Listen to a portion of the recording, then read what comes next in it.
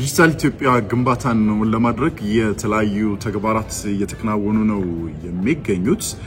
በተለይም ደግሞ እንደ ሀገር ባለፉት አመታት የማክሮ ኢኮኖሚ ማሻሻያ ተደርጎ በማክሮ ኢኮኖሚ ማሻሻያው ላይ ደግሞ ትኩረት ከተሰጣቸው አምስቱ የኢኮኖሚ ማሻሻያ ወይም ዘርፎች መካከል የሚጠቀሰው የዲጂታል ኢኮኖሚ ነው።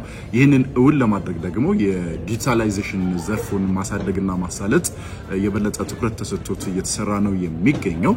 በተለይም ደግሞ የዲጂታል ኢትዮጵያ 2025 ስትራቴጂ ተነድፎ ወደ ስራ ተገብቷል በ2012 ዓመተ ምህረት። ታዲያ ባለፉት 5 ዓመታት ደግሞ ይህንን የተቀረጸውንና የተነደፈውን ስትራቴጂውን ለማድረግ የተለያዩ ተግባራት እየተከናወኑ ነው። የኢኖቬሽንና ቴክኖሎጂ ፖሊሲ ተቀርጾ ወደ ስራ ተገብቶ የተለያዩ ተግባራትም እየተሰሩ ነው የሚገኙት። የመሰረተ ልማት ማስፋፋት ስራዎች እንዲሁ እየተከናወኑ ነው የሚገኙት። የቴሌኮሙኒኬሽን ዘርፉን ብናየው የተለያዩ ተግባራት ተከናውነዋል።